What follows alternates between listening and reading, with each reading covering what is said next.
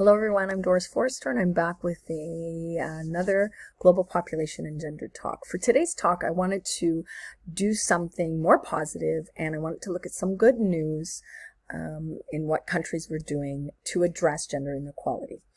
I wanted to look at either laws or initiatives or policies that governments were implementing to narrow the gap between women and men in terms of political representation, economic opportunities, and social issues, primarily health. So I found quite a bit. A lot of regions and a lot of countries have implemented laws and implemented policies and strategies and initiatives to deal with that. And so I've chosen 6 that I thought were really, really strong laws that would help empower women economically, politically, and or socially, and I thought I would just introduce them today. So what I did was, for each one of the laws in each country, I provided a map, not only so you could get a geographic reference, but you can see what countries surround or are close to this country and perhaps would not benefit, but maybe adopt or be influenced by the law of the particular country. I also just wanted you to have a visual of the leader that was responsible or in charge of the country at the time that the policy or the law was adopted or passed. So the first one I'm going to look at is Germany's Wage Transparency Act, and Angela Merkel was Chancellor of Germany at the time. And this law, as of July 1st, 2017, it allows workers at companies with more than 200 employees to find out the median income of a colleague of the opposite sex in the same or comparable role. And so it looks at least 6 opposite member colleagues to determine what the median income is. And then at that point, the employee that's asking, if they're not being paid similar rate of pay for similar work, they then can go through different channels to report it. But there's transparency in that they can gain that information. And in the past, they didn't have that. This is a great start, I think. I worry about companies with less than 200 employees and that transparency is not available for workers, but I thought it was a great step. Companies, this law also obliges companies with more than 500 employees to publish regular reports on their efforts to promote equality between men and women. And when there's an obligation there, companies then are forced to be doing some initiatives and doing some things to promote the equality between men and women, which I thought was good. And then it encourages, which I would rather see obliges, but it encourages companies with 500 or more employees to implement internal audits of their pay structures to ensure compliance with the equal pay law. Great first steps, but like I said, I worry about the companies that have less than 200 or 500 employees. But I think having full transparency is amazing. The second country I wanted to look at, and the leader at the time was Paul Kagame, and it's Rwanda's political representation. And this isn't a law that they've passed, it's just part of the constitution that they adopted in 2003. So in Rwanda, they had a genocide in the 1990s, and part of the recovery, they adopted a new constitution. And part of that new constitution had a political representation portion of it, and it mandates that 30% of parliamentary seats be reserved for women. So as a result, Rwanda is a leader in Gender Equality Index. They're in the top 3, and they're leaders in political representation by women. And it's because they have it right in their constitution, and they just did it right to have 50% would be better, but just to have 30% is amazing. So as a result, in 2003, almost 50% of the parliamentary seats were held by women. And we look at 2022, that number has increased to 61.3% of seats in the lower chamber and 38.5% seats in the upper chamber being held by women. So a lot of their economic and social policies that they are adopting and passing laws about would have gender equality in mind, because you have so many women in the parliamentary seats. So not only is that happening, now we're seeing political parties in Rwanda that are also having the same quota of having at least 30% of their seats reserved for women. So women are saying that even though there's more representation, their competency and capabilities are still being questioned. And for me, this is nothing the government can do. This is a reculturing of the population that is needed, and it might take many, many years, many, many decades for that to happen. But the fact that there's protection in the Constitution for women to have a role in government, I think is awesome. That other stuff, it's going to take a long time just to reculture and just to trust that women are capable and competent enough. But we'll see. Time will tell, I guess.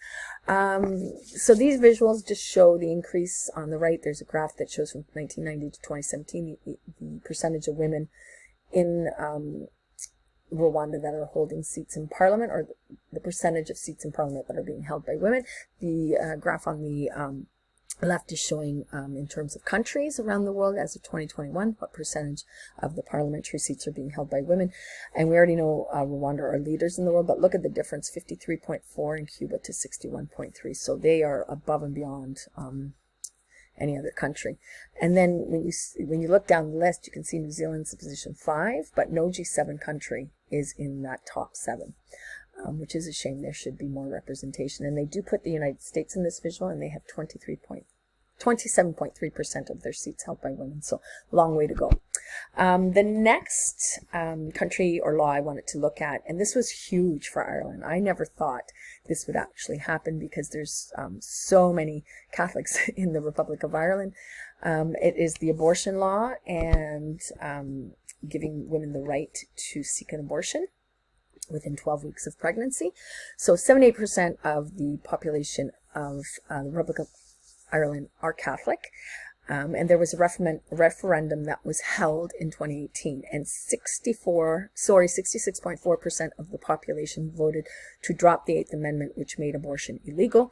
And you can see the tiny, and I love that map on the right because it kind of gives you spatial representation of the vote, and only a small portion of the population voted to not repeal the 8th Amendment. So as of January 1st, 2019, there's a law that gives women the right to seek an abortion within 12 weeks of pregnancy, and on certain cases, women are permitted to have an abortion after 12 weeks if there is a health issue for the mother or a fatal fetal abnormality.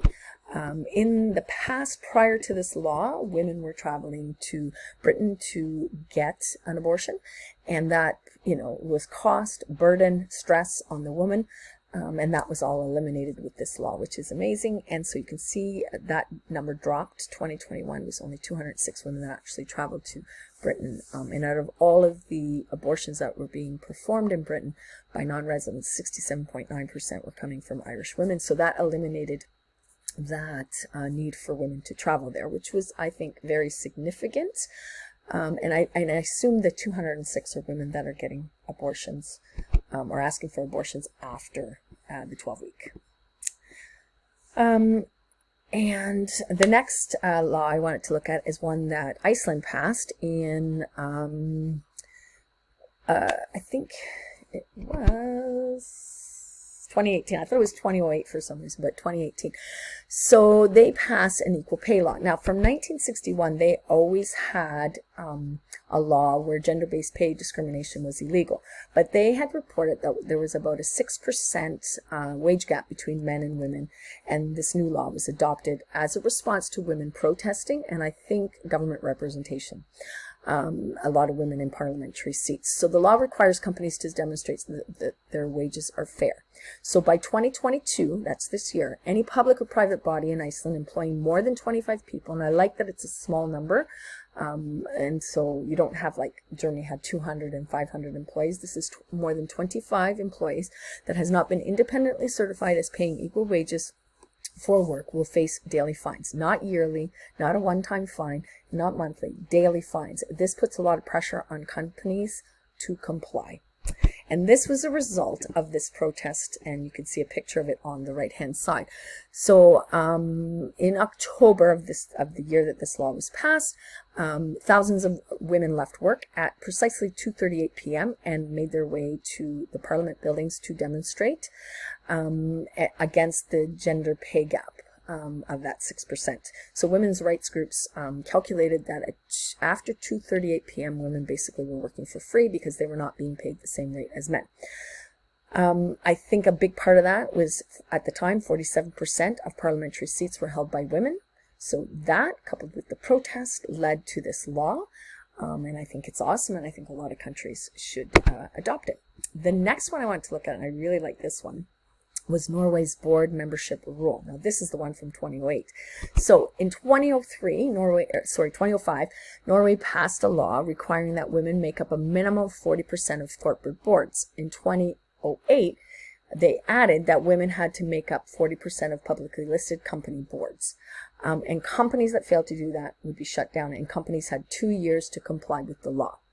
And now, as a result, the number of women directors went from 5% in 2001 to 40% in 2008. A huge, huge jump. It helped women break through that glass ceiling that many face, which was amazing. But this required a lot of work. So about 500 companies in Norway had to raise the proportion of women that were on their boards to 40%. And they did it. It was successful. Not only did they do that, they had a lot of influence on other countries to do the same thing. So France, Malaysia, Belgium, Iceland, Italy, Netherlands, and Spain followed suit, and this helped women in many parts of the world break that glass ceiling and able to reach those top business positions. So it helped them economically, but then also empowering them politically, and then also socially. And my last law that I'm going to look at is Morocco's law on domestic workers. And this law is dealing with not so much Moroccan women, because as you can see, so 50.35% of Morocco's population are female, and 16.7% are actually working. So there's a combination of them not going to school, getting married and not working and not entering the workforce whatsoever. And most of the women that are working work in agriculture, service industry, very few are in professional fields. So the domestic workers that this law protects is not the Moroccan women, but the women that are coming from other impoverished countries in Africa predominantly, Sudan, Senegal, that are coming and working as domestic servants. Prior to this law in 2016, they were being taken advantage of, they were vulnerable, and they were basically at the mercy of their employers. So this law is to protect the domestic workers. It is requiring that there's labor contracts. It limits the working week from 40 to 48 hours. There's different rules depending on age group, the age of the worker. Guarantees days off and paid vacations. So for full-time workers, it's not a 33-week, it's a 3-week per year vacation and a 1.5 day off per month that they are guaranteed.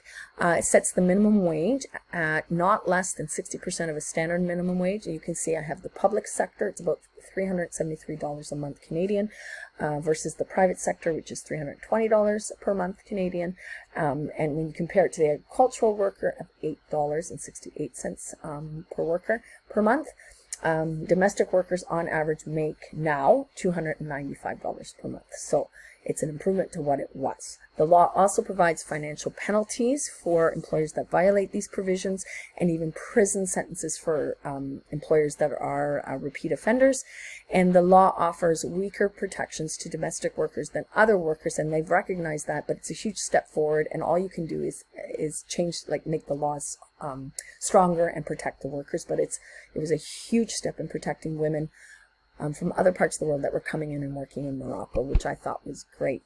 And so that's it for my quick tour of what some countries were doing around the world. Join me next time when I focus on Latin America and the Caribbean and what they're doing to narrow that gap in gender equality. Bye for now.